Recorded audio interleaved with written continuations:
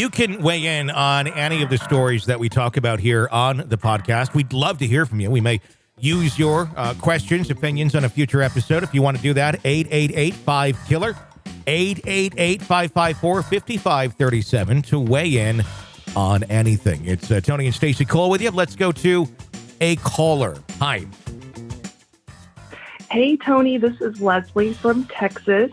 First of all, thank you for your podcast. And the Kohberger story is actually what got me started on your podcast. I've been following you from the beginning. So I'm really curious to talk about his body language when he was arraigned this week. I actually only listened to it first, and I just watched it for the first time yesterday.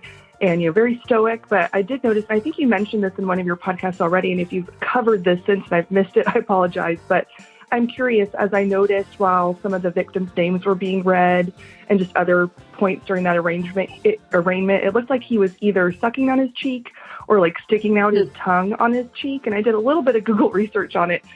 This just really interests me. My background's in psychology, so this is really interesting to me. But I noticed one thing that I found is that it could potentially be a way for him to be hiding something, or maybe a sign of stress or anxiousness. So anyway, would love a body language expert on that, and we'll definitely be looking for more body language in the coming months when the trial gets further along the way. So thanks so much for all you're doing and all the stories you're covering. Have a great day. I was thinking the same thing, and we do have some good body language experts that I do want to ask about that. I have not had them on yet since that took place, but he was number one, he's under stress no matter what, innocent or guilty.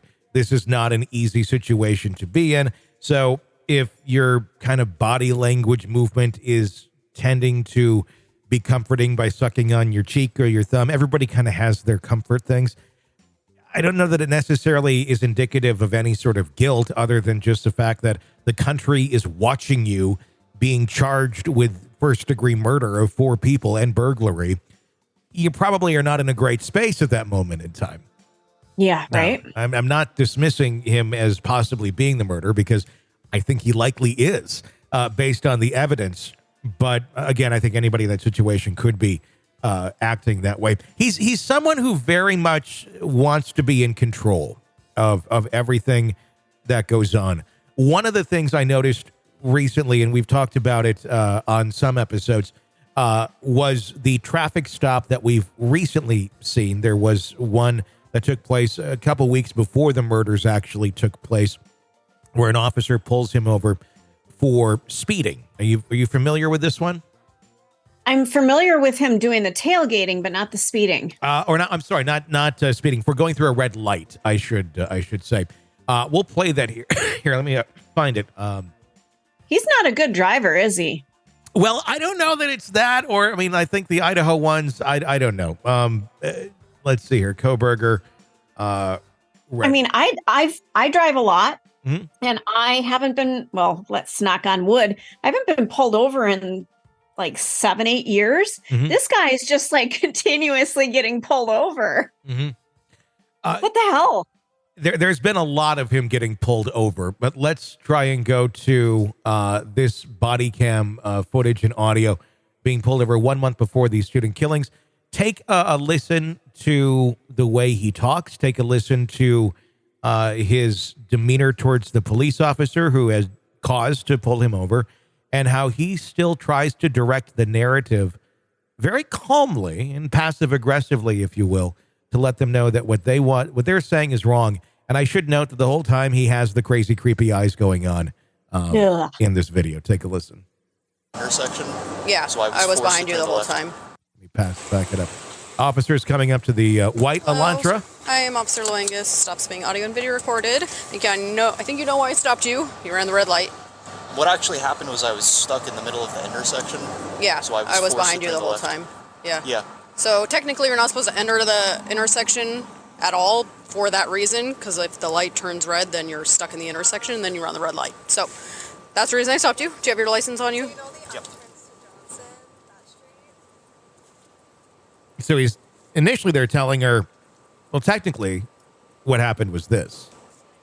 Do you have the registration and insurance? Getting out his stuff. in the white Hyundai Elantra. We just get this for you out. You what? I'm just gonna get this out for you. Okay.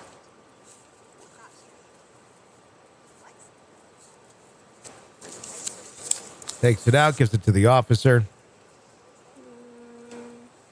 So would you explain that to me a little bit further? So in Pennsylvania, when you're stuck like in their intersection, you have to make the left.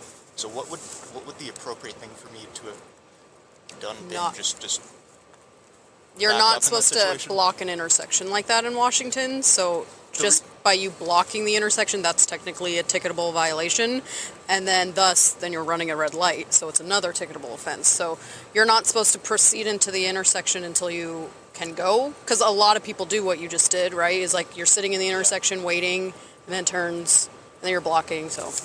Yeah, there was a little bit of confusion with speeding because someone had stopped. I wasn't sure what they were doing, and then they put on their light to turn. So I thought that maybe they were letting me go through. Oh. Did you see that? No. Yeah, like right before I made the turn, there was someone who like made a right. They didn't have their signal on, so I wasn't sure if they were just waiting. Yeah, so I would just advise just don't enter the intersection until you can go, so you don't get stuck. Let's see. But in that situation, the best thing to do then would be back up and not. I don't know if there's a best thing to do in that situation, because you're either going to back up into somebody or you're going to run a red light. So, or you're going to be sitting in an intersection. Yeah. There's not really a great.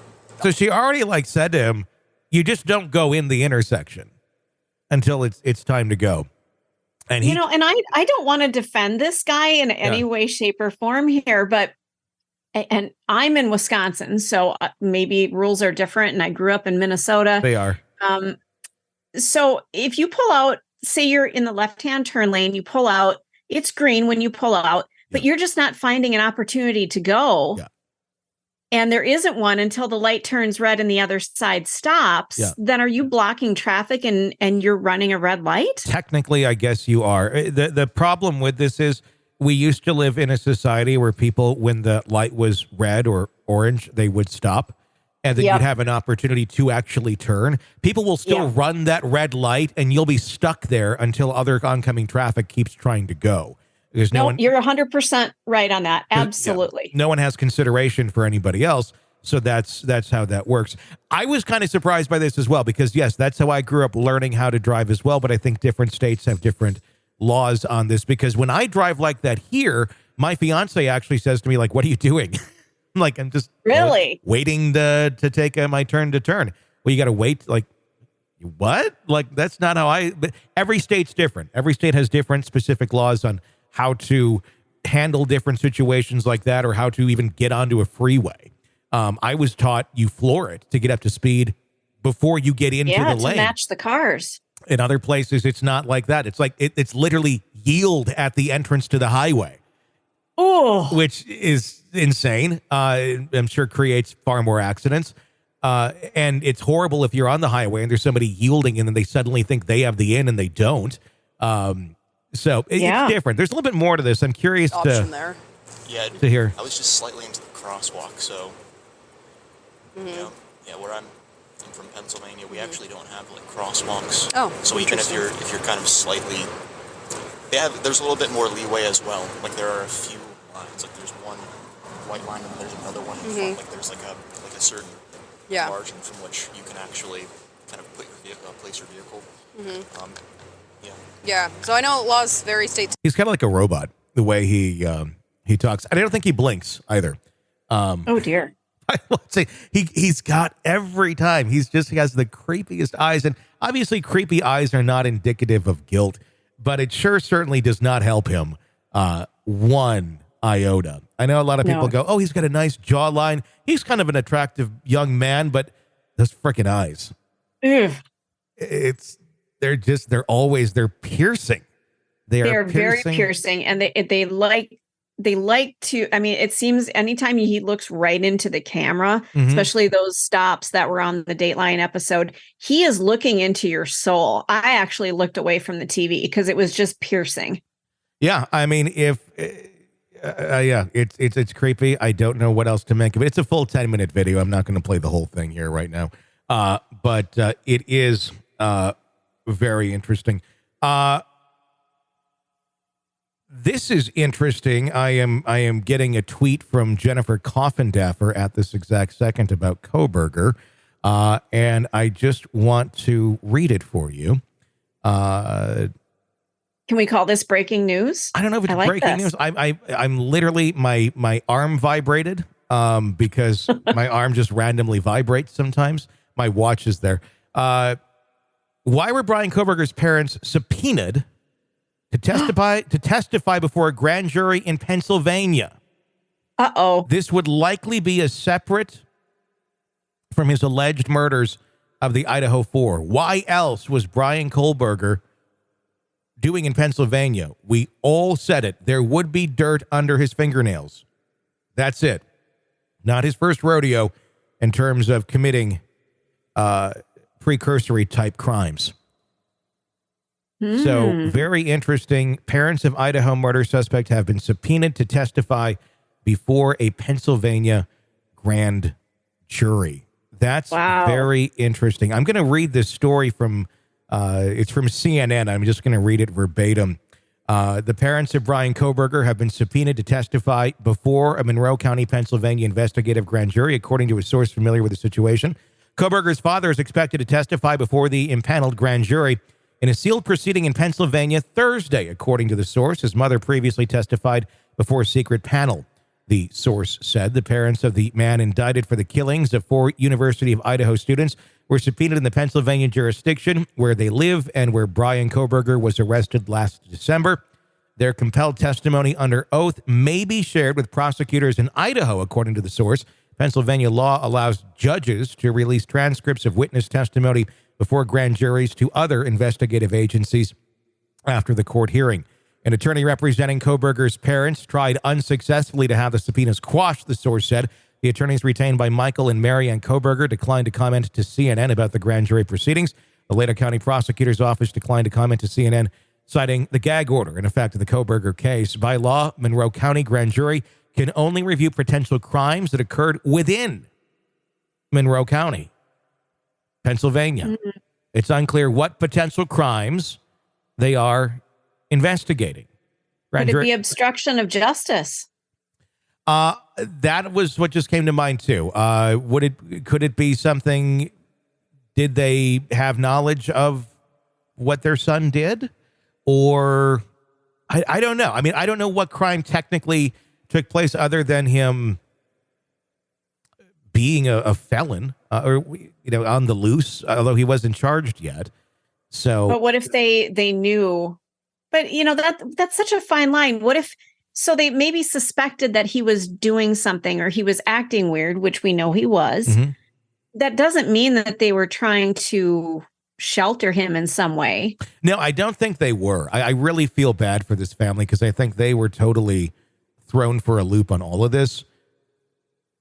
But I don't know what would unless there's something else, which they're very likely. We've learned in the last week that Kohberger likely helped in fact, the allegations from a friend are that she needed someone to help install that security camera in her house. Yeah. And he had access to it. That right there, I'm sure is somewhat of a crime if you're accessing that into someone's house. What could have also been going on in Pennsylvania? I don't know. There's a lot of speculation. There's a lot of rumors out there on the internet. We don't usually touch a lot of them because a lot of them are quite far-fetched. But I would be curious. There has been speculation that was he involved in other things in other states or other areas? I guess we will soon find out. I wonder if there's a reason that this grand jury hearing is going on this week as well as his initial one, the arraignment that took place Monday. If there was some sort of organizational tie to this, that we're about to learn a lot more of what Kohberger has possibly done. Boy, this thing just keeps unraveling, doesn't it? It is. Well, we'll keep an eye on that. Grand jury, seal testimony. It's all sealed. But if there's some sort of grand jury convening in Pennsylvania, there's going to be some interesting things to come out with that. Huh. Well, there you go. You're all learning about it just as we're learning about it. But we'll certainly keep our eyes on that. Jennifer was talking to me the other day about this, Jennifer Coffindaffer, saying that there's something with the parents. She wasn't comfortable talking about what yet, but it was more so in the lines of they're probably not going to be necessarily sitting there supporting their son.